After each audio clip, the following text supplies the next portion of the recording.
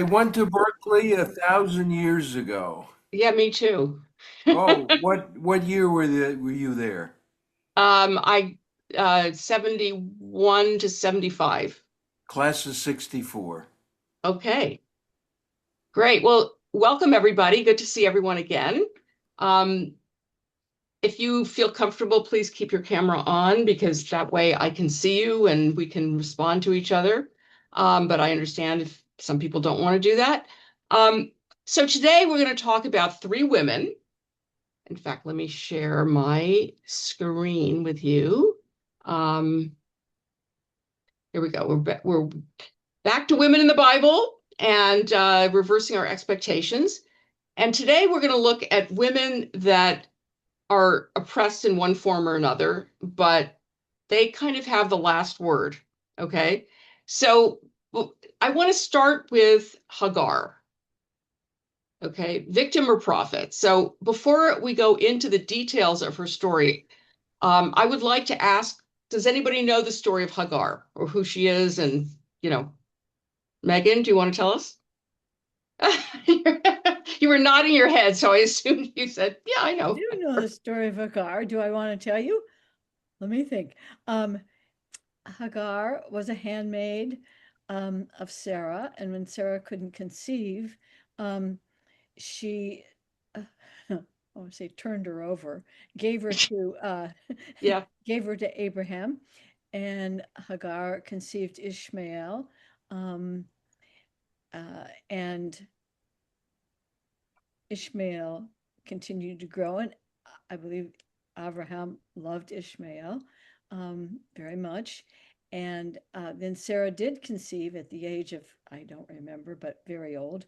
And she had Isaac. And then the story goes, and there's lots of interpretations of what we're doing. They were playing, they were this or that. But I think Sarah didn't want Ishmael to get the inheritance because he was the firstborn. Um, so Sarah said to Abraham, "Send Hagar and Ishmael out away into the wilderness." Abraham was a good boy and did it. Sent them out with one flask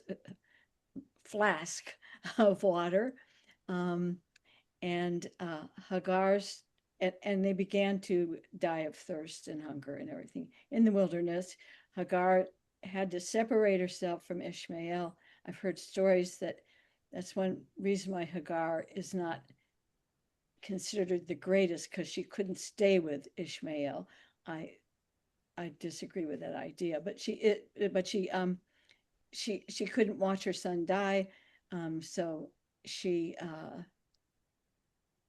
she started to cry, but Ishmael started to cry, and God heard Ishmael, and God sent the well, and all of a sudden the eyes were open. They saw the well. They got the water. Ishmael went on to build a great nation of his own. Excellent, Megan. Excellent. Did I tell the Wow. whole story? I'm really impressed. Yes. And that I is like the so Hagar. the story of Hagar is told in two different chapters. Chapter 21 is the one that you told us about, and chapter 16, pretty close, except this is chapter 16 is before Isaac is born. And somehow Hagar seems to be, she's a young, fertile woman, and Sarah's an older woman who apparently can't conceive. And when she becomes pregnant, even though it was Sarah's idea, she feels like Hagar is being uppity or something, right? And kicks her out the first time. Okay, so excellent, excellent. So that's the story. Now I want to look at it, point by point. So we're going to share the screen and let's go on to. So, as you said, Abraham, being the founder of our faith, first person to recognize the one and only God, and God promises all these descendants, right? But he and his wife are childless. So in chapter 16 of Genesis, Sarah offers her handmaid Hagar to serve as a surrogate mother. Okay. Now that seems, wow, I thought was something that we only invented in the 20th century. Let's see. So does somebody want to read this? I'll read it. Thank you, Marcia. Now Sarai, Avram's wife, had not borne him a child, but she had an Egyptian slave girl named Hagar. So Sarai said to Avram, "Here now, Adonai has kept me from having children, so go in and sleep with my slave girl. Maybe I'll be able to have children through her." Avram listened to what Sarai said. It was after Avram had lived 10 years in the land of Canaan that Sarai, Avram's wife, took Hagar the Egyptian, her slave girl, and gave her to Avram, her husband, to be his wife. Avram had sexual relations with Hagar, and she conceived. Okay, so here is a surrogate situation. Well, gee, we seem to have all these stories about surrogacy. For example, we're not going to go into the details of this one. Couple launch custody battle after surrogate mother decides to keep babies. So this is an Asian couple launched this battle for custody of their twins. This is in Great Britain after a white surrogate mother decided to keep the babies. In this extraordinary case, the baby's biological parents are fighting for the children. They arranged to pay the woman 10,000 pounds to carry. The twins have no genetic link to the surrogate as they were created from embryos made of the Asian man's sperm and his wife's eggs, then implanted into her. But the woman regarded in law as the twins' mother as she carried and gave birth to them has refused to give them up. As she says, she has formed a bond with the babies who were born prematurely last month. So, this is one of many, many stories of surrogacy that, again, do we think we made this up, this idea of having a surrogate? Well, the story about Abraham and Hagar is actually not some fictionalized idea because in the ancient Near East, it was not uncommon for there to be surrogate motherhood. And there were laws regulating the behavior of the parties involved. So a marriage contract from 1900 BCE stipulates that if the wife does not give birth in 2 years, she'll purchase a slave woman for the husband. And the Code of Hammurabi concerns the marriage of a woman attached to a temple who is not allowed to bear children. So her husband has the right to take a second wife. But if she wishes to forestall this, she can give her husband a slave. As you probably know, in the ancient Near East and in some places today, men are allowed to have more than one wife. But if she doesn't want the other wife, she can just give a slave girl instead. And she's seen kind of as an incubator. And actually, if the surrogate mother behaves the way Sarah felt that Hagar was behaving, there were some consequences for that slave woman. So this is all reflective of what was really going on in the ancient Near East. I don't know what term you use, Megan, to talk about how she was given by Sarah to Abraham, procured her or something like that. I forget what I said. Well, what you said was good, but procure, it doesn't sound like a very lovely way to treat each other. No.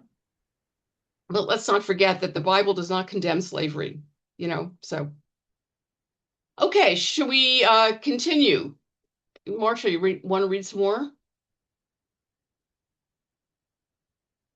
Oh, Marcia's doing something else. Okay, anybody else? Chuck? Sure.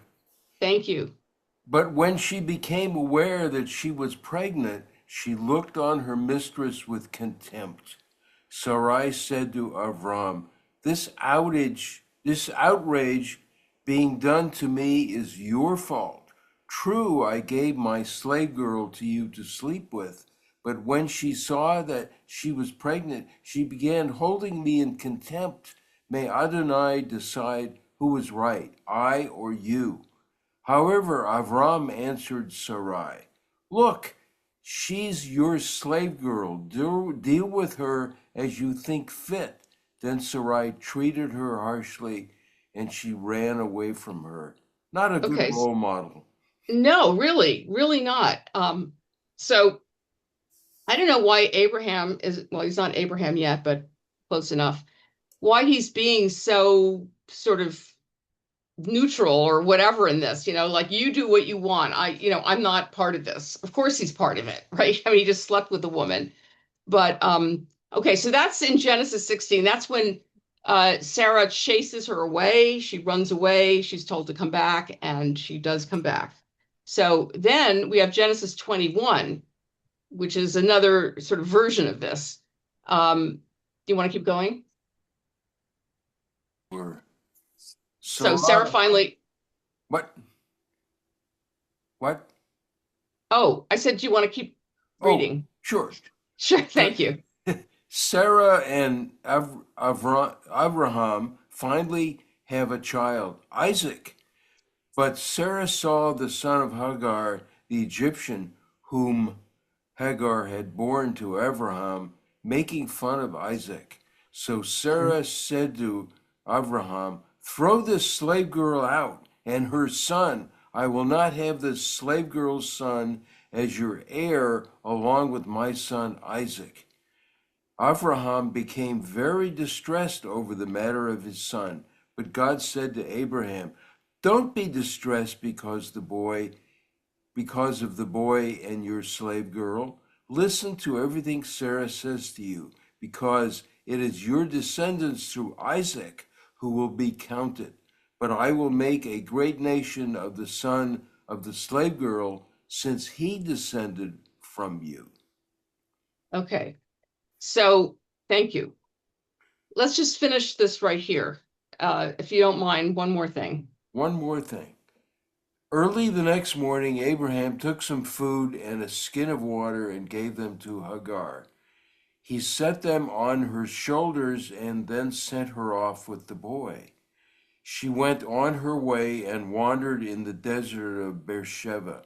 When the water in the skin was gone, she put the boy under one of the bushes. She then went off and sat down about a bow's shot away, for she thought, "I cannot watch the boy die." And as she sat there, she began to sob. Okay, so in the first story, Hagar is chased away. In this story, Abraham actually takes her out to the desert and leaves her there, as Megan said, with one flask of water, not a lot to survive on. So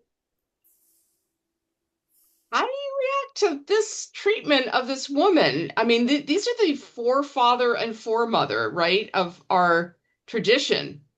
And, wow, that's pretty bad. What do you guys think?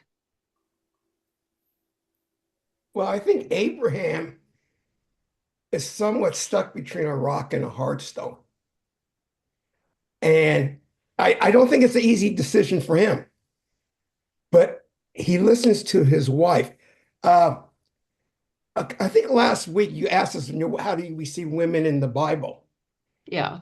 And I said it was a turning point. I should almost say it's almost like a vertex where it bends the angle to what next direction Judaism will go. And I think there's something about the women seem to have a closer insight to God on a different level. Interesting. A couple of weeks ago, Professor Leah Hockman spoke here, and Professor Hockman said I got in an argument with her a little bit, and she said there's no romance in the Bible. There's very little romance, and it's not.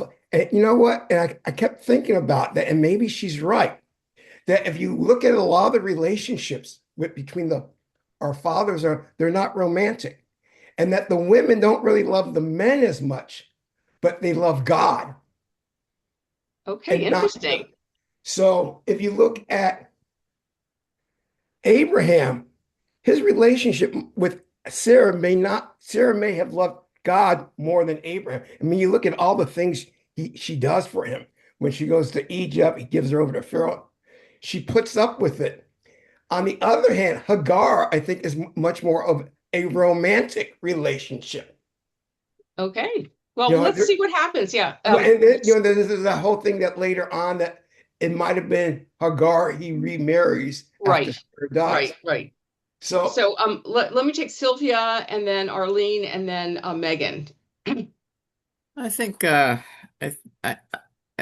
this is very problematic to me, because I think that what we're seeing here is Abraham's total lack of taking any responsibility for what's going on here. Okay, listen Absolutely. to absolutely, there's no responsibility. And then the women get to duke it out, but the man is always on top. You know that, right? So it's a very problematic one for me. Thank you. Thank you. Arlene, sorry. So I don't know. I was just like, if I step way back from it, I see two different things. One is, well, three. One is that the Torah is really good at showing not just the good, but also all the really icky bad parts of each of our ancestors, Yes. which is why it's so valuable to us, because we learn by positive and negative example to show that they're really human and they're really stupid sometimes. So there's that. The other is that there was, in biblical era, among all peoples, a great delineation between a man's role and a woman's role.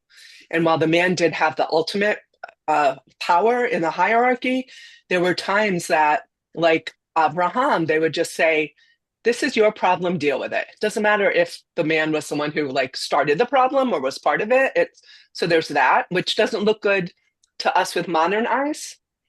And then the last one is in Genesis 21, when Hagar, when Isaac's a bit older and Esau is, Ishmael's even older. The word that they use when she gets upset in verse 9 is misachek. Right. That Sarah saw the son whom Hagar, the Egyptian, had born to Abraham, misachek. It could be playing, but it also has a connotation of like sexual abuse in some way. Yes. And if Sarah goes and says, look what he's doing to our son, that would be a reason for Abraham to say, okay, I'm going to get involved now and I'm going to get her out. Right. So, no idea, but those are my thoughts. No, thank you. Absolutely. And as Megan said, it's not clear what mitzachek really means. Is it a sexual thing? Are they laughing together? There's a play on the word Yitzchak, which is the name of Isaac, right? Maybe he's trying to take Isaac's place. It's a lot of ambiguity. Okay, Megan, please, and then we're going to have to go on. No, you're muted. That doesn't help. I often look at these stories as God is the protagonist, and then they have little people who have to do all of God's work for him. Right. And that's the difference between, I think, a lot of our, I want to call it mythology, and I don't mean it to be that it's just a story, why it sticks with us for a long time. It's we have real human beings doing actions, but the real person, the real speaker image is God in each of these situations. Okay. And Hagar, when she sent out when she runs away the first time, I forgot that part. God tells her to go back and do Sarah's bidding. Go back and be abused. Yeah. Part to play. So it seems like a sort of a play to me. Where these good. Well, we'll also see what God does at the end, which is okay. Thank you. You're great comments. All right, we're gonna just go on. All right. So here's what some people have to say about this. One commentary says Sarai subjected Hagar to physical and psychological abuse. A Midrash elaborates on Sarah's cruelty, saying that she tormented Hagar, and finally she cast an evil eye upon her so that the unborn child dropped from her and she ran away. This is the rabbis kind of speculating on what was going on. And Ramban, Nachmanides, states that Sarah sinned by her harsh treatment of Hagar, as did Avraham. So, it's not like people are trying to sugarcoat this behavior and say, well, she had good reason to do this, blah, blah, blah. No, this was not okay. This is not, how are we supposed to treat the stranger, by the way, etc. Renita Weems, who's a theologian, highlights the immense power differential between Sarah, a woman of status, and Hagar, her enslaved Egyptian handmaiden, whose status is determined by her master's wealth and position. This power imbalance is rooted in their differing economic and social positions, with Hagar being property and Sarah the mistress of a patriarchal household. Williams also points out the shifting power dynamics that occur when Hagar becomes pregnant with Abraham's child, temporarily giving her a unique form of power that Sarah resents, leading to Hagar's mistreatment. So, you can think about these are two women who are vying for property and, inheritance. I mean, I think Megan mentioned that as well. One of the reasons that Sarah seems to be nervous is that she's worried that Ishmael is going to inherit as the firstborn, and he's going to get a lot more than Isaac. Now, to be fair and to be compassionate, a woman in those days had to have a man, whether a father, a husband, or a son, to take care of them. They really had no economic power or whatever to take care of themselves. So if her son was not going to inherit enough for them to survive on, she had a reason to be nervous. On the other hand, what about Ishmael and Hagar? But, the tradition is pretty harsh on Sarah. It's not like, I'm not saying everybody is harsh on her, but, there's what to criticize here, shall we say. Okay, so then let's see how this gets shifted around, okay? That this is not the end of the story. So let's, okay, so does someone Sylvia, do you want to read this? Sure, I'll do it. Thank you so much. Thank you. The angel of Adonai found her by a spring in the desert and said, Hagar, Sarai's slave girl, where have you come from and where are you going? She answered, I'm running away from my mistress, Sarai. The angel of Adonai said to her, Go back to your mistress and submit to her authority. The angel of Adonai said to her, I will greatly increase your descendants. There will be so many that it will be impossible to count them. The angel of Adonai said to her, Look, you are pregnant and you will give birth to a son. You are to call him Ishmael. God pays attention. Because Adonai has paid attention to your misery. He will be a wild donkey of a man, with his hand against everyone and everyone's hand against him, living his life at odds with all his kinsmen. So she named Adonai, who had spoken with her, El Roi, God of seeing, because she said, Have I really seen the one who sees me and stayed alive?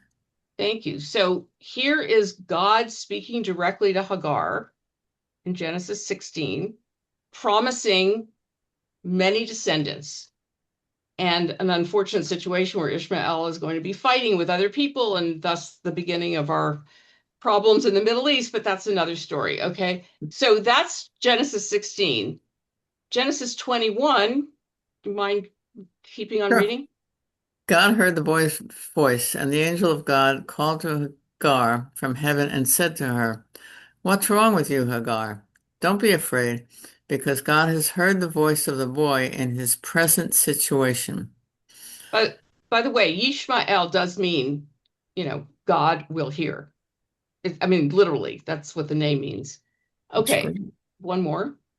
Get up, lift the boy up, and hold him tightly in your hand. Excuse me, because I am going to make him a great nation. Then God opened her eyes, and she saw a well of water. So she went, filled the skin with water, and gave the boy water to drink. God was with the boy, and he grew. He lived in the desert and became an archer. He lived in the Paran desert, and his mother chose a wife for him from the land of Egypt. Okay, so he's going to have many descendants. His mother is going to be with him. And let's see what this is all about. So there are firsts in the story. The first appearance of an angel in the Bible occurs here, as well as the first of several announcements by a divine messenger predicting the birth and destiny of one who is given a special role in God's design of history. Hagar is the only individual in the Bible, male or female, who gives God a name. I know when you were starting to read that, it was like she named Adonai. That sounds wrong, right? But she was really giving him another name, or her, or whatever. She's the only woman in the Torah to be informed directly that her descendants will be numerous. She's the only woman whose experience is enshrined in a place name, Be'er L'chai Ro'i, the well of the living one of my seeing. So even though she's been abused here, look at all these firsts that occur with her. That she has God speaking to her directly, and she gets to name God and gets to name a place that still exists today. So this is kind of interesting. If these are the first and the onlys, and they're accorded to a woman, and even a foreigner at that, and even a slave at that, it brings the promise of hope to the most lowly, outcast, and marginalized members of any community. If it had just been left at, kick her out in the desert, she almost dies, her kid almost dies, whatever, or maybe they actually die, then we could say this is, a very negative story. But we're saying, wait a minute, even though all of that happened, she gets all of these things given to her, and that gives us a sense that other people who are oppressed or marginalized can also have these special things happen to them. And Dr. Tamara Eskenazi, who was my Bible professor when I was in seminary and is a good friend, says we sympathize with Hagar and criticize Abraham and Sarah, not because we happen to be tender-hearted liberals with moral sensitivities superior to those of biblical authors. We sympathize with Hagar precisely because the text refuses to let us overlook her plight. For French philosopher Emmanuel Levinas, I become truly human by facing the other who interrupts me and thereby opens me outwardly. So Emmanuel Levinas is a philosopher, really, and kind of a theologian. He just passed away a few years ago, but he basically says that when I look at the face of the other, that makes me aware of my radical responsibility towards the other human being. And here, is it God looking at Hagar? Is it us looking at Hagar? There's something here going on where we're being forced to see what is going on and realizing that this is not the appropriate way to treat another human being. Okay. Hagar is the epitome of otherness in terms of class, gender, and ethnicity vis-a-vis the main thrust of the narrative. The story of Hagar insists that we go beyond ourselves. It teaches us, heirs to the covenant with Abraham, that our blessings and privileges in the universe we inhabit were at someone's expense. Perhaps they always are. The narrative does not reject Hagar. To the contrary, it is a narrative that forces us to see Hagar as a shadow side of Abraham's success, our success story. So I want to just kind of mention a parallel to today. Okay, so we all have these items, these cell phones, right? The minerals in there are being mined sometimes by children. And even if it's not children, it's people who are probably paid very, very low wages and who are exploited. It's not as though there are a lot of, safety standards in those mines. So we are the privileged people who get to have phones while all these other people struggle away and can barely survive. And you could say that about a lot of the global economy, right? We are the privileged people here. Or even closer to home, you can say, okay, I don't know if we all have decent health care anymore, but we have certain privileges, and there are lots of people out there who have none. And unfortunately, this is the shadow side of success. There's always someone on the other side who's paying the price. And Dr. Eskenazi is really trying to point that out, that, we can't avoid looking at this and saying, wait a minute, where does our privilege come from? And how are we to treat the stranger and the person who's marginalized? Now, I do want to share, here we go.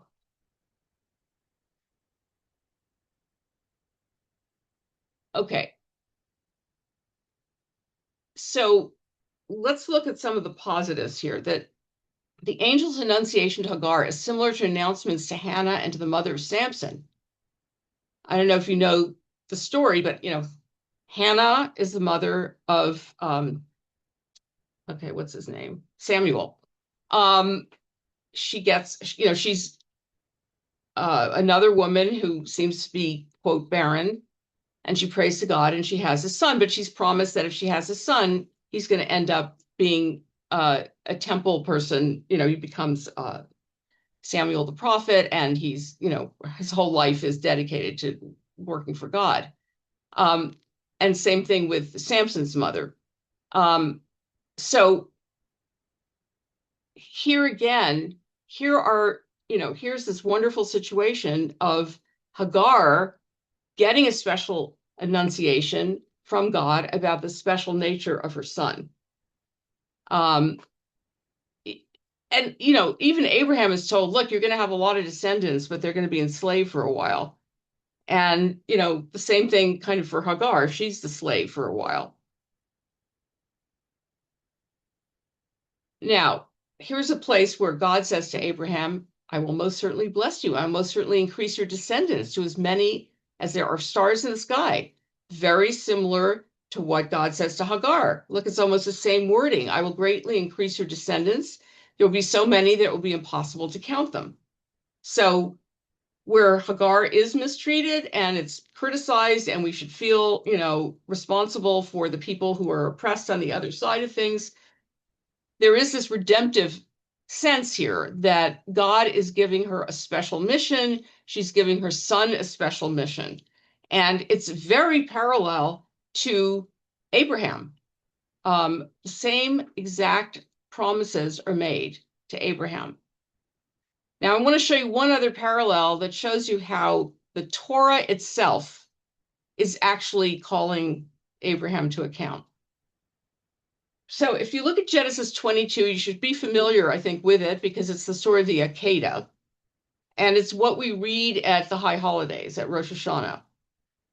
And so there are definite parallels to what happens with Hagar. So let me just, for 1 second.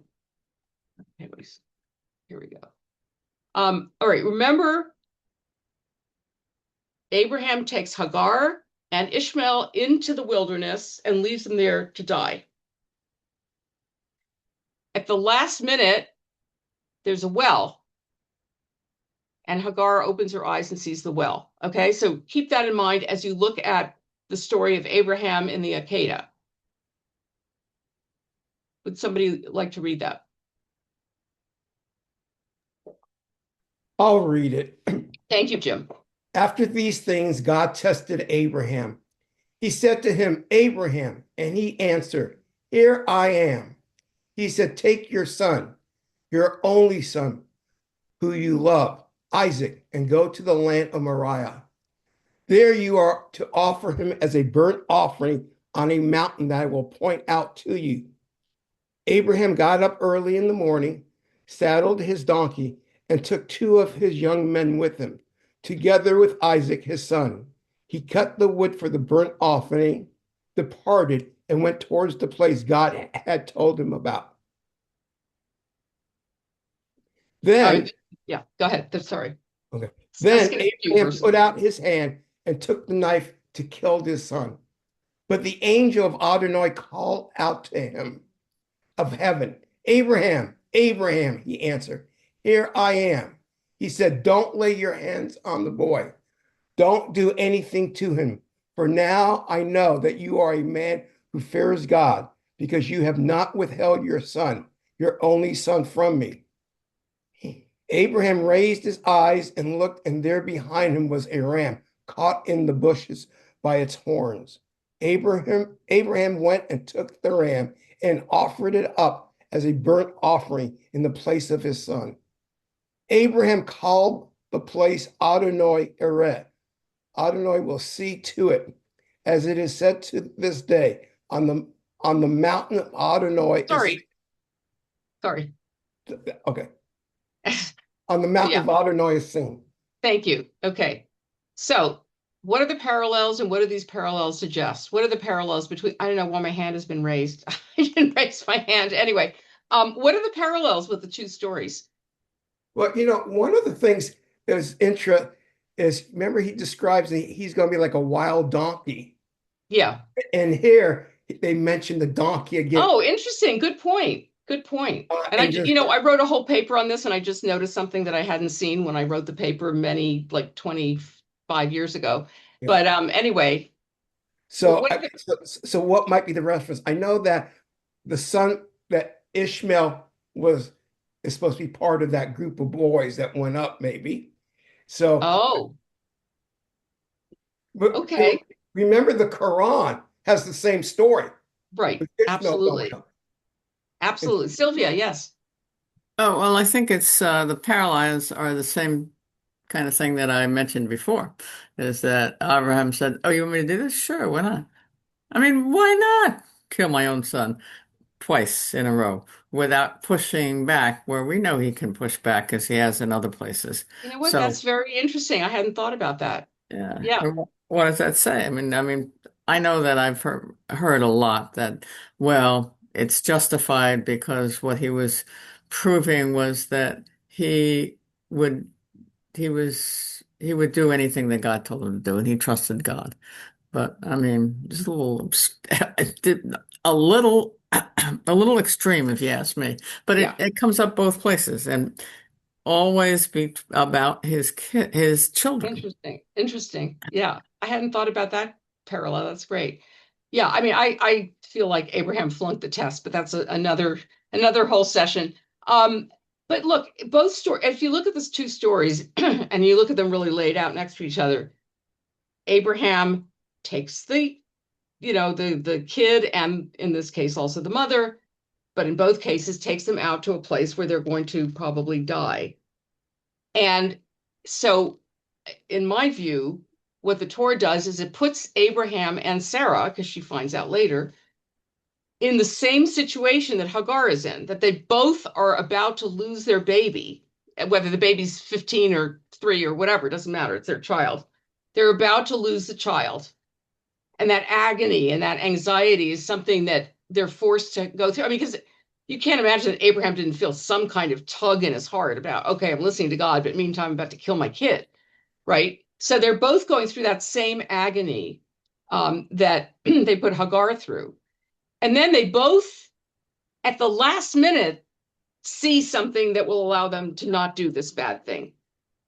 Okay, both of them. And they both name God. God will see, or God will see to it, or whatever, right?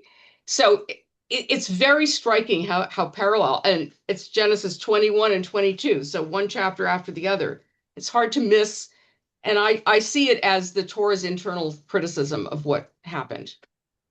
Although, of course, yes, these are human beings. We all have flaws. I mean, not hopefully as bad as these, but um, it's all very complicated because, as I said, you can say, oh, Abraham is a knight of faith. Okay, that's one way of looking at him. Or you could say Abraham, you know, did something really, heinous and flunked the test because he heard the wrong voice of God. But in both cases, as you said, Sylvia, I hadn't thought about that. He just, no problem. Let's go right with it. No second thoughts, no arguments, like for Saddam. Go ahead, last comment, and then we're gonna have to move on to Tamar. Yeah, and it's so interesting to me that Abraham comes out of this pretty unscathed after all of this, and he's our forefather and our hero. And Isaac, and maybe Ishmael too, I don't know. Isaac, because I don't know enough about the Ishmael side of it, but Isaac is um, thought of in many circles as, the person who was like, didn't do anything in his life. He stayed home. He didn't go anywhere. He didn't do anything. So he was like a wimp. Well, I'm And sorry. traumatized, maybe. And maybe he had a lifetime of PTSD. I mean, hello. Yeah, you But got your father up there with a knife. yes, and Abraham is like, well, God told me, and so it's okay. Right. It's something really interesting about that to me. Well, we know many Besides fanatics, horrifying. right? There are many fanatics out there who say God told me to do this, right? Mostly we think they're crazy, but okay. Yeah. Um, okay, so let's go on to Tamar. I want to make sure we have enough time to cover everybody. So the story of Tamar, we're going to read. So this is Judah is one of the sons of Jacob. And by the way, remember that at the end of the history in the Bible, the country that remains is Judah, not the northern kingdom of Israel. So Judah being the last tribe standing and Judah writing the history, or at least editing the history, is going to make the Judah people look really good. Who comes from the tribe of Judah? Anybody know? Jesus. Well, David. Jesus. Almost got. David, yeah. King David and the Messiah, exactly. Also Abraham. Also, for example, Nachshon. Nachshon is the guy who supposedly, when they get to the Sea of Reeds, right, and they're afraid of crossing it, Nachshon goes until, this is a midrash, Nachshon goes until it hits his nose and then the seas part. So you got all these wonderful figures from the tribe of Judah, which doesn't mean they don't have flaws. We are going to see that right now. But actually, if you look at the whole cycle of Joseph, and Judah being an older brother of Joseph, Judah is the one who becomes the most, who develops the most in terms of ethics and morality, because all the brothers hate Joseph, right? They throw him in the pit. They sell him to the Ishmaelites. They're upset because Joseph is a favorite, and the father, Jacob, doesn't seem to get it. But in the end, Judah is protective of his father, even though he knows that his father doesn't care that much about him. He's the most protective when Joseph puts them through a whole test of holding Benjamin back and seeing whether they've changed the way they would behave towards another favorite son. Anyway, the point is, the Judah people do much better than the Israel people, who are all these nasty kings. Like, I think we talked about it last time. Omri and Ahab, those are northern kings, so they're nasty. Okay, so we're going to look at Tamar and Judah. Okay, so Tamar. Let's see what the story is with Tamar and what happened to my, oops, okay. Anybody feel like reading this? Arlene, you want to read? Sure. Let me move my view. There we go. So Judah got a wife for his firstborn, and her name was Tamar. But Judah's firstborn, was wicked in Adonai's sight, so Adonai put him to death. Then Judah said to Onan, "Sleep with your brother's wife and fulfill your duty to her as a brother-in-law to raise up offspring for your brother."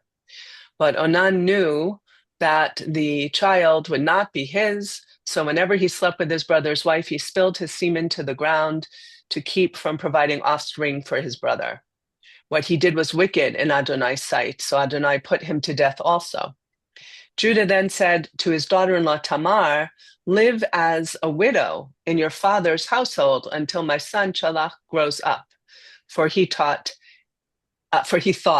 he may die too, just like his brothers. So Tamar went to live in her father's household. Okay, I'm going to just stop for one moment, even though there's a lot more text. So you may have heard of the levirate marriage law, which is that if you're married to somebody and you do not produce a male heir, the brother of your deceased husband is required to marry you, and the son that they will have the name of the dead brother. It's a way to, keep the line going. So here you have Tamar married to this guy, and for some reason God doesn't like him, so he zaps him. The second guy, and don't think there's not a lot of sex in the Bible. Again, I don't know why this is not what's taken off the bookshelves. But anyway, so you have Onan, who doesn't want to do this. I mean, he marries her, but he's like, I don't want to have a kid that is not even my kid. I have to take care of him, and he's the brother's kid. So he spills his seed. And that's where the term onanism comes from. Okay. So just FYI, if anybody ever asks you that question. So this guy, and that pisses God off too. So God zaps him. So now there's this other kid who's not quite adult yet. And so she's going to have to marry him, right? Because they still need to produce a male heir for the dead brother. But Judah's thinking, this is like the Black Widow. I don't want to give my third son to her. So he says, come live in the house and whatever. And when he grows up, I'll give him to you, which he has absolutely no intention of doing. And so, by the way, good old Tamar cannot marry anyone else. She is promised to the, when you're engaged in those days, now the engagement and the wedding happen at the same time.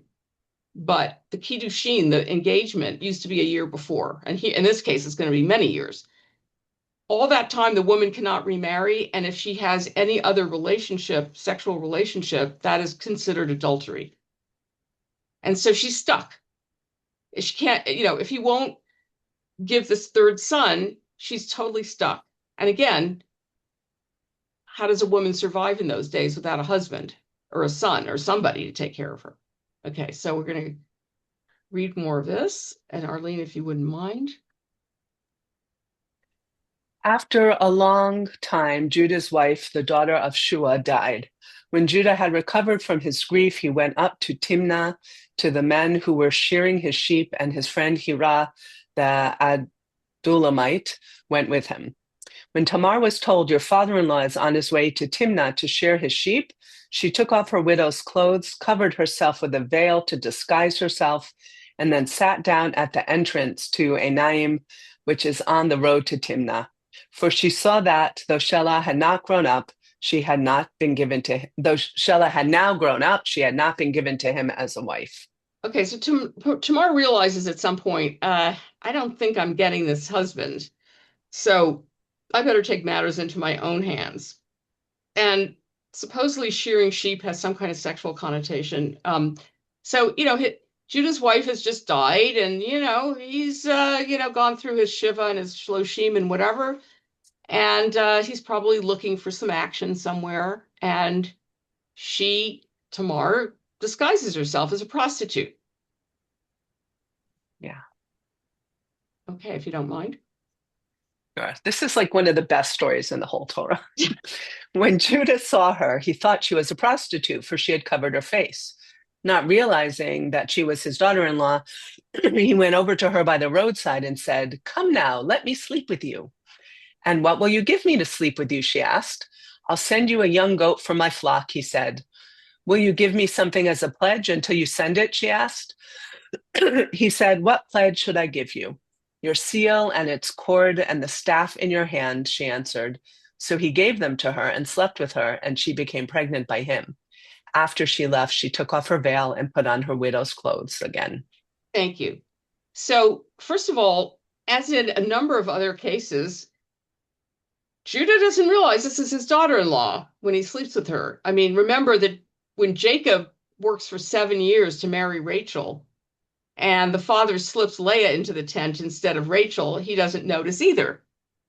And, there are several instances like this, which is like, really? You don't recognize your daughter-in-law? Okay, whatever. But so they sleep together, and she's not dumb. Okay. She says, "What are you going to pay me for this?" And he says, "I don't got any cash on me, but I do have my credit card and my driver's license. And I'm going to give those to you as a pledge." That's sort of the equivalent of the cord and the staff and the seal.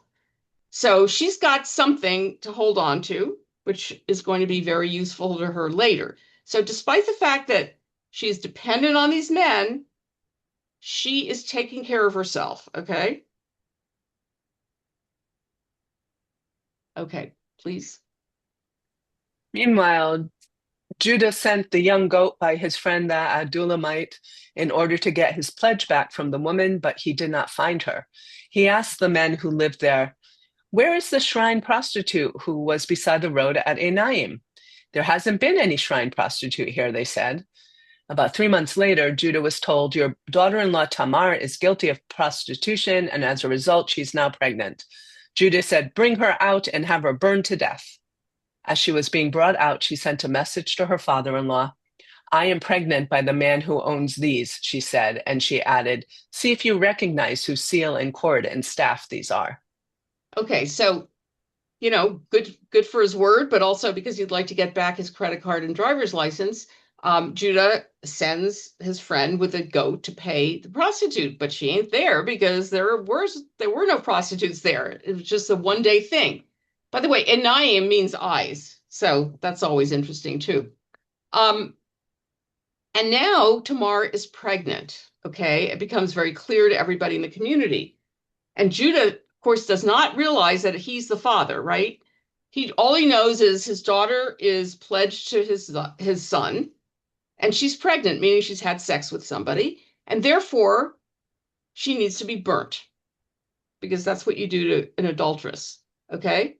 Now, Tamar has this pledge, and she says to him, okay, see these things, the seal and cord and staff?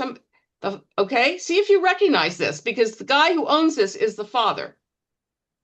Now, Judah has two choices. He can either say, I don't know what the hell you're talking about, or he can cop to the reality, right? So, Judah recognized them and said, she is more righteous than I, since I wouldn't give her to my son Shelah. And he did not sleep with her again. And they have a son whose name is Peretz, which you need to remember. Okay, so this is pretty astonishing, okay? Because Judah, Judah could very well just say, I mean, who's going to believe her or him, right? Who are people going to believe? They're going to believe him. And he could say, yeah, I don't know what you're talking about. I don't know whose these are, go burn her. Or he could admit that he was the one who did it. And that's what he does. And says, she is more righteous than I. So how do you think the rabbis are going to take a look at this? How do you think they're going to understand this? I mean, do they is it going to be a good thing or a bad thing that she behaved this way? I think it depends what age they're writing it in, what time frame. Let's say the first few hundred years of the Common Era. Or even the Probably. Bible. Even the Bible, actually. Sylvia. Well, I think it's pretty complicated actually, because what she did was her way of actually keeping that law into place where, that family was going to have a son that was acknowledged and it was going to carry on tradition. On the other hand, it was pretty duplicitous. So some people might not think that well of her. Okay. All right, let's look at what the Bible has to say before we even get to the rabbis, okay? Because if you go to the book of Ruth, here's the lineage. Perez, remember, is the son. Perez became the father of this, father of David. She is the great, eight greats grandmother of David. That's pretty amazing. Well, we're not going to talk about Ruth, actually, unfortunately, but maybe at some other time we can do something on the book of Ruth. But actually, King David's lineage is such that his great grandfather is Perez, who comes from Tamar and Judah, a very transgressive relationship. And on the other side, Ruth, who is descended from, do you know where where her ancestors come from? Wasn't she a Moabite? She was a Moabite. And where did the Moabites come from? Ishmael wasn't. Ishmael. Actually, not Ishmael, but remember when Lot and his family and his daughters leave Sodom and Gomorrah? His daughters sleep with him? Because again, it's just like perpetuating the race and all that. They do what they have to do, right? So that transgressive relationship is Ruth's background. That's where Moab comes from. So you could either look at that as saying, oh, David's background is pretty sketchy, or you could say, you know what, it doesn't matter what the transgressions are if the people are moral and whatever. I mean, there are different ways you can interpret that. But that's the Bible's way of giving her honor, basically. And also, what do the rabbis have to say? The rabbis spare no criticism of Judah and his sons, pointing out the sins that were responsible for their bitter fate. But they display a different attitude toward Tamar. Although her behavior could be interpreted as an act of sexual licentiousness and wantonness, the Midrashim defend Tamar and praise her. They describe her as a woman with sterling qualities who maintained the strictures of modesty. Tamar had been intended for Judah from the outset, and she was a virgin when he engaged in relations with her. In other words, they're like retelling the story that, well, she was really supposed to be with Judah, not with the kids. Divine intervention was active throughout the entire incident. The hand of God directed Judah to the tent, and it revealed the pledge and thereby saved Tamar and her unborn children from the stake. Thus, Perez and Zerah came into the world. King David was descended from Perez, and the Messiah eventually will be born from this line. So, interestingly enough, and, is this really the lineage of King David? Who knows? I mean, it goes back so far that it's hard to know if this is an accurate rendition, but the rabbis and even the people, the people who wrote the Bible, think that this is perfectly okay given the circumstances. Well, also, Yeah. the thing about this story that makes it really unique, it's really the first time in this family of Abraham, Isaac, and Jacob that there is no deceit, that someone really stood up for their mistake and says, You don't think there's deceit when she dresses up as a prostitute? well, no, I'm not talking about her. I'm talking about Judah. Oh, but he lies to her. He said to her, I'm going to promise you the son, but he had no intention of ever giving it to her. Right. There's all, I know the whole thing is deceit. But when he admits, this is my staff and this is my child, he took a big chance. And it stops with him. This is the first time anybody in the Bible really takes any responsibility Okay, good. for their action at this point. Good. And if you look at Judah, which is interesting, Judah, I believe, was the fourth son of Leah. He was the fourth one born. He saw it all. I mean, he saw all the deceit, everything going on. And, later on, he's the one also becomes protective of Jacob. He's the one who talks to Joseph, I get the gate of being. So there's something about Judah that is really redeeming.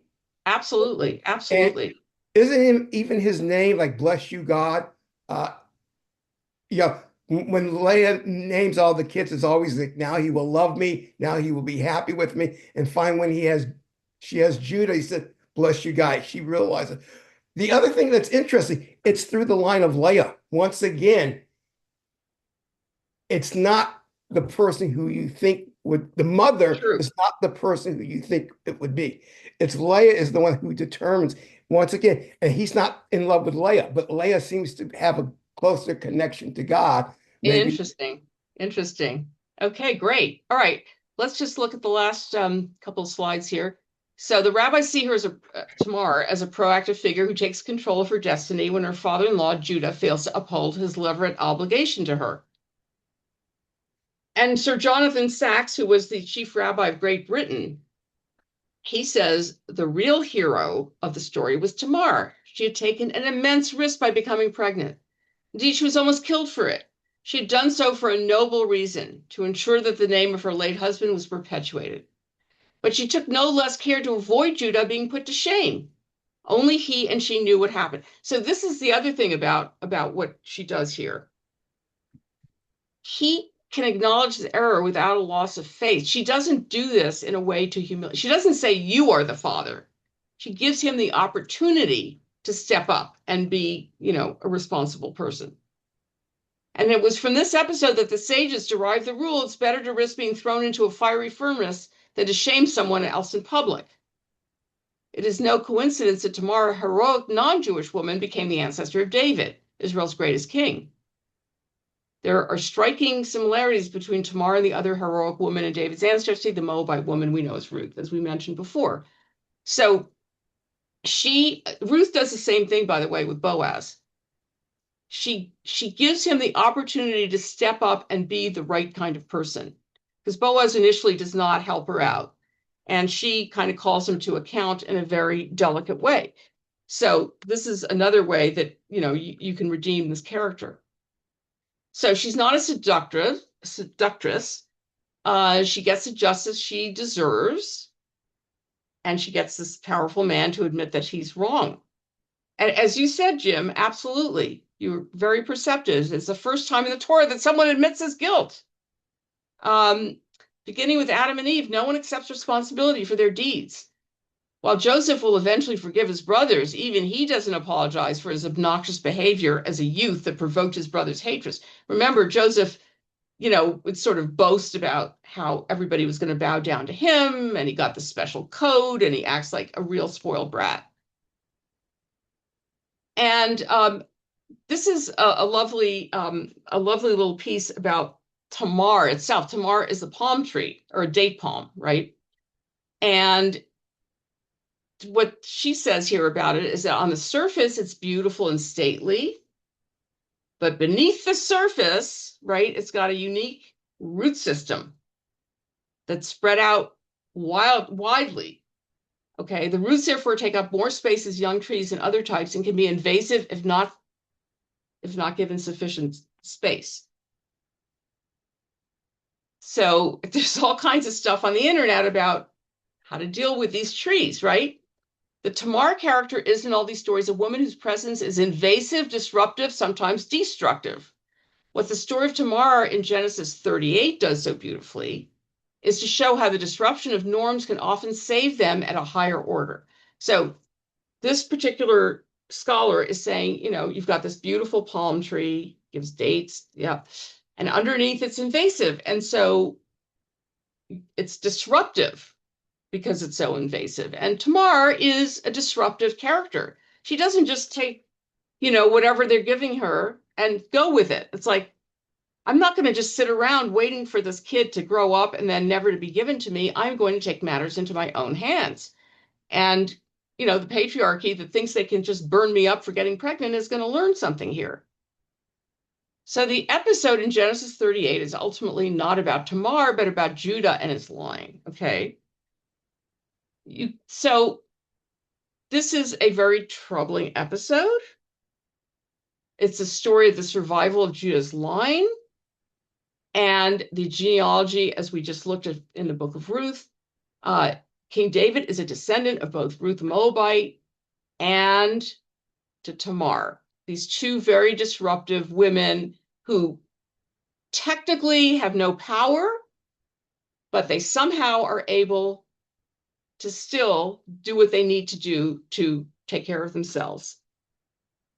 I'm going through this a little quickly now because we have one more woman to look at, and I've got a lot of material on her. Yikes. I don't know if we're going to be able to finish it all. Okay. So we're going to take a look at Yiftah's daughter, or as the Christian version is Jephthah's daughter. Anybody has ever heard of Yiftah and his daughter? No. Okay. So this is from the book of Judges. Now, remember from last time, we talked about the fact that Judges, the book of Judges, is sort of the beginning of the creation of the nation of Israel. It's a tribal confederacy, and the judges are people who are not just actual judges sitting there, deciding who's right and who's wrong, but they also are the head of the tribe and the general, and, they have a number of different functions. So Yiftah is one of those judges. And remember, the judges are pretty flawed, except for Devorah, and which is going to lead us to eventually realize by the end of the book of Judges that we need a king, because we can't somehow, deal with our own stuff well enough. Okay, so we're going to take a look at Yiftah's daughter. So he is born illegitimately. Remember, we said that because this is before institutions are created, that you have a number of people who normally would not have power, right? You have a woman, you have a left-handed guy. Here you have someone who's born illegitimately. Okay, so the elders of Gilead ask him to be their leader in the campaign against the Ammonites, right? Ammon is one of those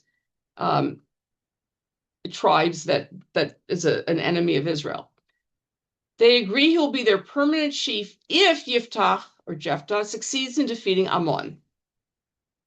Okay, So if he wants to be the head of this group, he's going to have to defeat the Ammonites.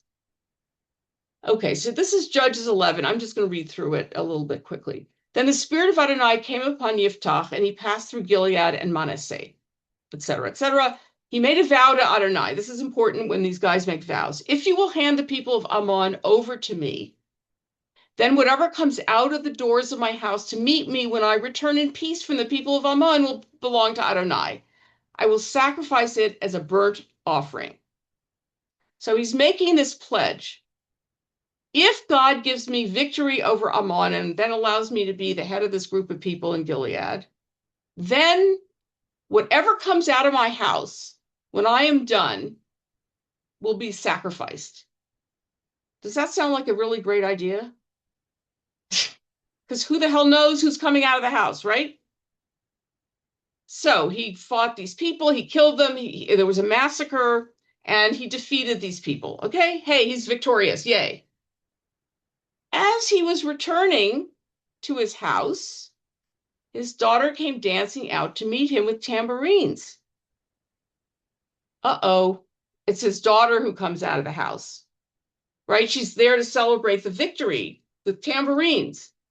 She was his only child. He had no other son or daughter.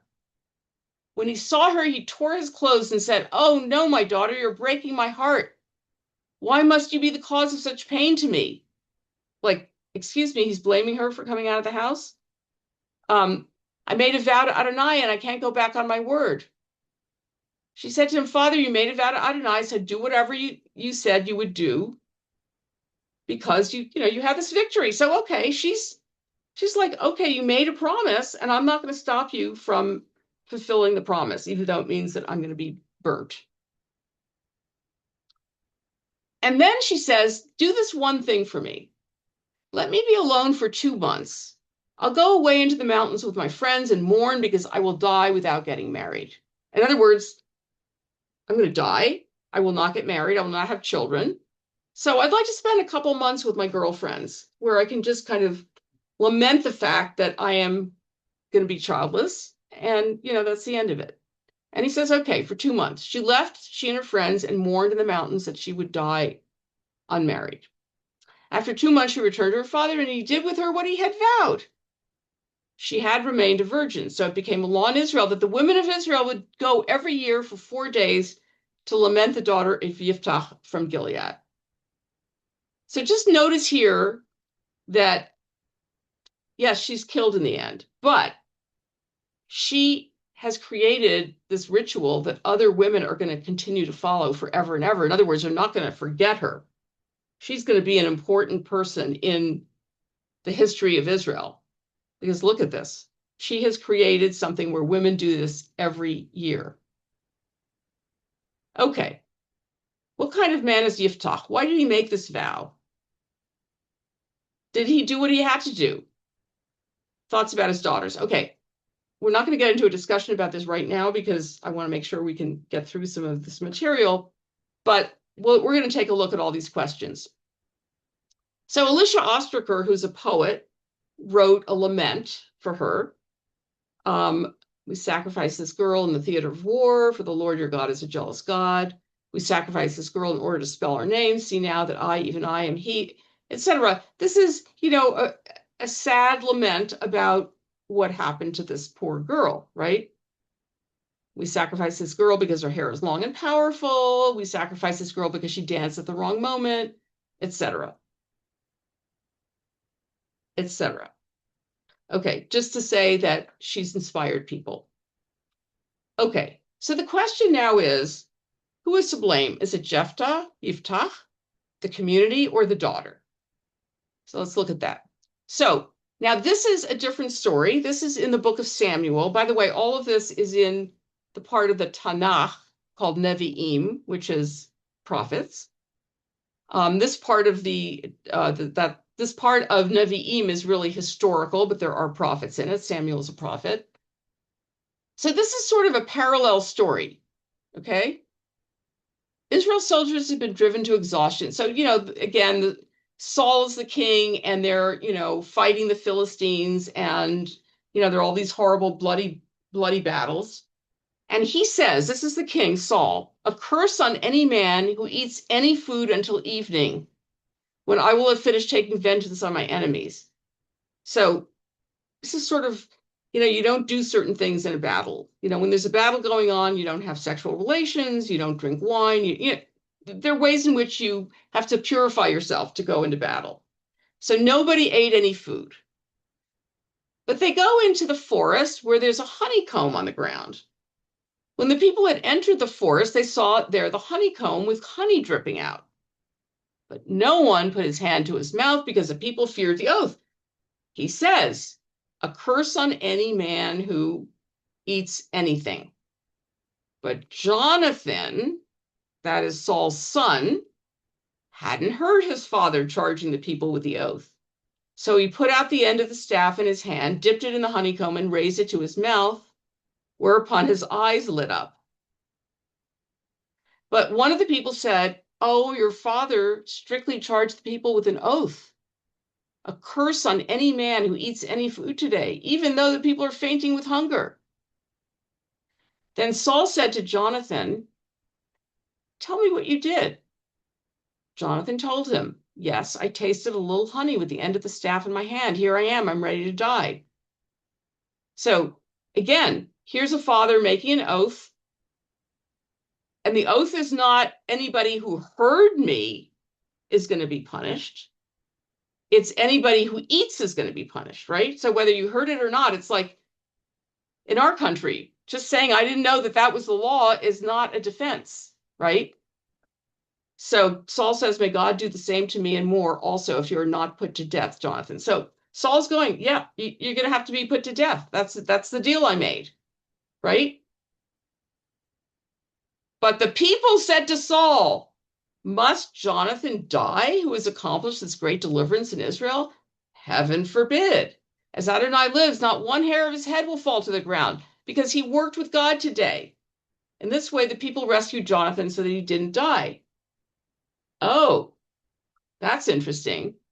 The community comes together and says, whoa, no, you can't do that to this guy. This guy, fought in the battle. He did a great job. You can't kill him. So much for the oath to God, right? Nobody comes forward and does that with Jephthah's daughter. So here's Phyllis Tribble, who's a scholar of the Bible. Jephthah mourns for himself, right? He goes, oh, look what you've done to me, right? I mean, you'd think he would have some kind of, compassion for his daughter, but he's worried about himself. He offers neither solace nor release, nor does he wish to die instead of his child. That's what Saul says. I wish I could die instead of you. But Jephthah doesn't say that. When he does, and then I guess this is another place to the father David, because there are a bunch of incidents that happen where, David's kids behave badly. When he does eventually sacrifice his daughter, he expresses no emotion. Tribble contrasts the mechanical way in which Jephthah performs the sacrifice with the pain implied in Abraham's act. Quickly, without passing judgment, the narrator tells the deed. He did to her his vow, which he had vowed. How different is the story from Abraham? Well, of course, I don't agree with this assessment. I'm sure you don't either, Megan, right? How different is the story from Abraham's sacrifice of Isaac, where detail heaped upon detail slows down the narrative to build suspense. Yeah, there is suspense, but Abraham, as you said before, or Sylvia said, Sylvia said it, that he just says, sure, no problem. You're telling me to do this, I'm going to do it. Same thing with Ishmael. So, there is a sort of narrative that leads up to the almost sacrifice of Isaac, but Abraham does not express any emotion in the actual Torah. And here, we read that Jephthah just says, oh, okay, I guess I better do this. Bang, he just does it. End of story. Now, the rabbis are not too thrilled with Jephthah either. They severely criticize his vow and conduct that results in the senseless death of his daughter. He's portrayed, this is in the Midrash, right, in the interpretation. He's portrayed as a haughty individual who flaunts his position as commander of all the military chieftains, when in actuality he was an ignoramus unlettered in the Torah. They compare him to a sycamore shoot that is easily broken. So they don't have a lot of respect for this guy. Jephthah's daughter is presented as wise and practical, seeking to find ways to nullify the vow. She tells her father that the Torah commands people to bring offerings. Again, this is the Midrash. This was not in what we read.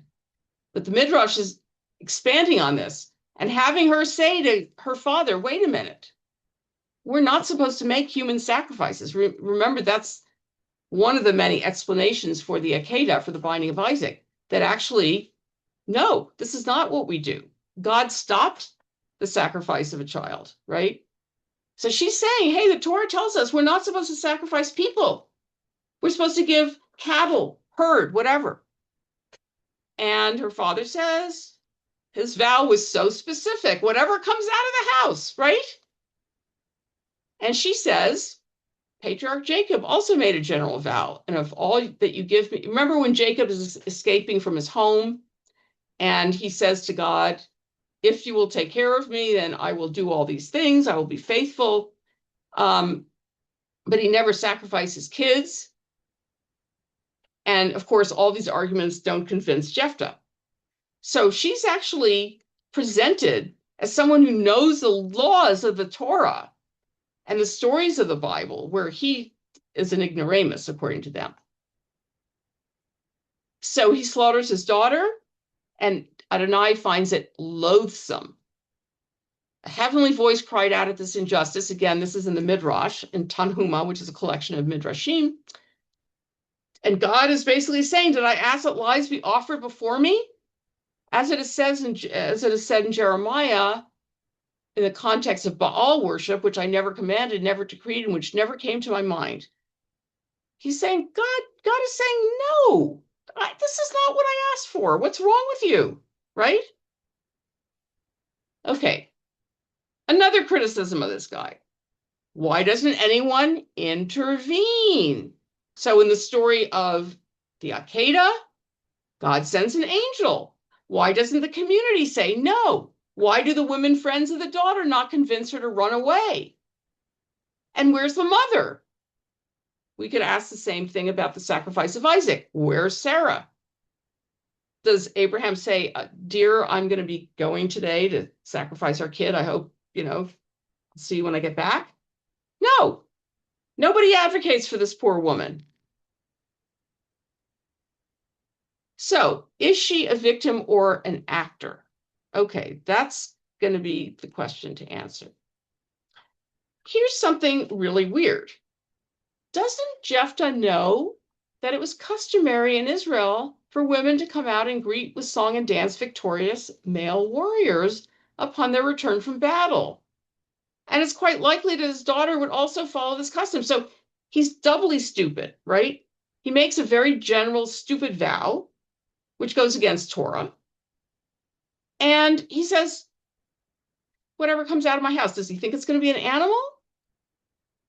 Well, doesn't he know that the way of warriors in that time was that the women would come out and sing and celebrate the victory, and that his daughter would be the one to come out?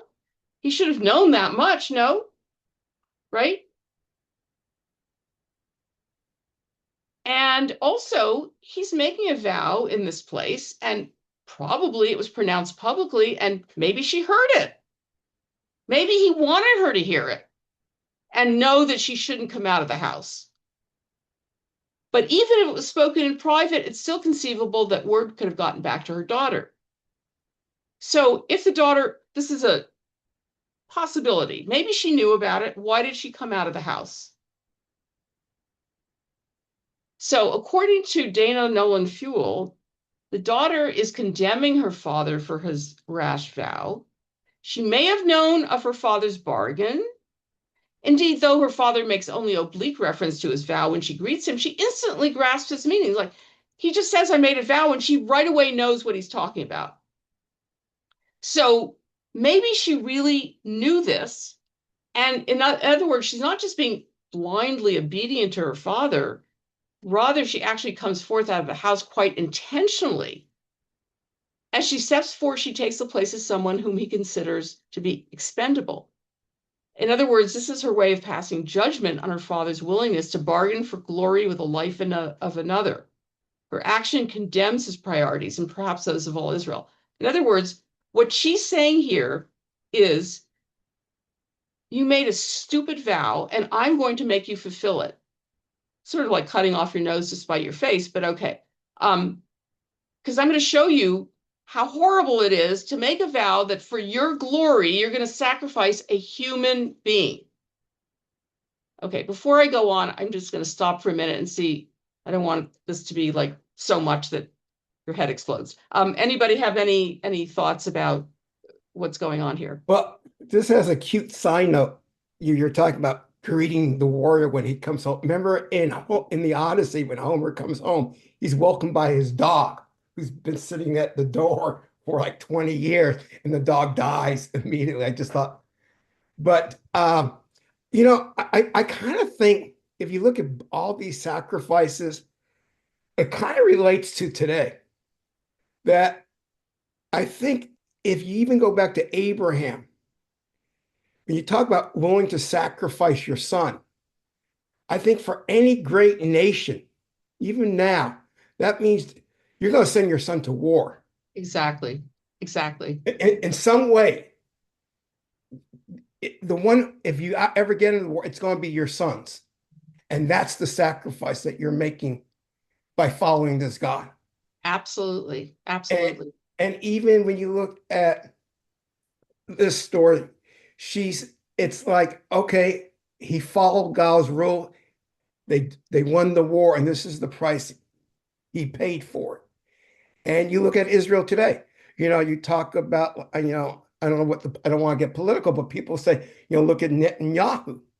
He keeps wanting to fight, and yet all these kids are getting set for his personal, some people are say it's all political. I don't know. But I think when we start talking about these kids being sacrificed, and we make this decision every day, just being Jewish, that your offspring might have to, look at the way people treat Jews.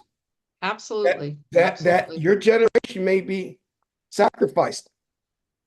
Great. So just, I have a few more things to share. I may go over a few minutes if you'll indulge me. First of all, we see that possibly this act of sacrifice on her part, on the daughter's part, by the way, she has no name, of course, is her way of condemning her father, of saying, okay, you made this vow, I'm going to come out first, and you're going to see the price that you're paying for your glory. There are other ways of understanding what she's doing here. Let's see. Go to the next slide. Okay, there's a structure to the story, which I'm going to just look at quick. So Yiftah makes the vow. He returns. His daughter comes out. He blames her. She accepts her fate. She requests 2 months to leave. Then she returns. The vow is accomplished, and it's a custom in Israel. So if you look at this structure, there's some real parallels here for the beginning and the end. And what you see from this structure is that she basically has the last word. Okay. So that's just something to think about in terms, sort of more literary thing of how it's constructed. But I think it's constructed in a way to say, in the end, she's the one who kind of wins, even though she has to sacrifice her life. Phil's Tribble again. So first, Yiftah is the actor, right? He's the one who makes the vow, who goes to battle. But she subtly takes the reins because she determines how the vow is going to be carried out. Even though she's going to have to be sacrificed, she takes charge to bargain for herself. And it doesn't end with the carrying out of the vow, but with this crucial addendum, the ritual that will preserve her memory for all time. The narrative postscript shifts the focus of the story from vow to victim, from death to life, from oblivion to remembrance. So again, I'm just going to go back to the structure here. See, Yiftah is the one who's in charge, right? And then she eventually kind of becomes the real subject. And then we end with this custom in Israel, which is something that she's created and she's initiated. So she is the one who becomes the subject and the one who's the actor in the end, even though it starts off with her father. So that's a way for her to have some power. And then Mikebal is comparing the speech of the two. So as opposed to the cutting speech act of which Yiftah is the uncontested master, the role of daughters in the story is to perform speech acts of memorialization. So where Yiftah's word has fatal and sacrilegious consequences, his daughter's word and that of her women friends serve to remind the reader of forgotten moral values. In a very real sense, it is not Yiftah, but his daughter who has the last word. So in other words, his speech is about, the fatal end of his daughter, right? I'm going to win in exchange for killing whatever comes out, something live. But her speech is about creating something beautiful, a ritual where women can lament. And by the way, women lamenting is something that, was a role for women for many, many years. So again, she has the last word, as I mentioned before. And so why do we have this story? What is the function of the story in the biblical text? Some suggest that it is meant to point up the rash and foolish behavior of Yiftah. But his unconscionable behavior would also have been a sign of Israel's depravity, and thus an argument for instituting monarchical rule, presumably a more stable and upright form of government than what is currently in place. This message is here mediated primarily through the victimization of a woman. So again, the book of Judges has a lot of horrible stories, and there's this sort of leitmotif where there's a verse that says everyone did what was right in their own eyes because there was no king in Israel. But it's not as though once there was a king, everything went in the direction of morality and ethics, and they all lived happily ever after. So any final comments about any of these stories or about Yiftah's daughter? Do they still celebrate Yiftah's daughter in Israel? No. No, so they don't go up. There's no type of celebration or anything like No. that. For some reason, your screen is all black. I don't know what happened. Okay, I think. Okay, sorry about that. But I hear you, so that's good. Yeah.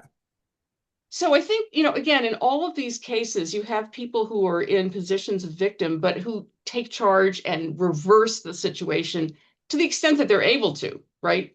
I mean, Yiftah's daughter does get killed in the end. But, Tamar is the great grandmother of King David, so that's not too bad. Hagar is out, Oh, by the way, one thing about Hagar that I want to mention before we sign off is Hagar not only gets this annunciation from God that she's going to have many, many offspring, but she stays with her son, Ishmael. That is not the case with Sarah and Abraham. First of all, Abraham and his son are never together again until Abraham's funeral.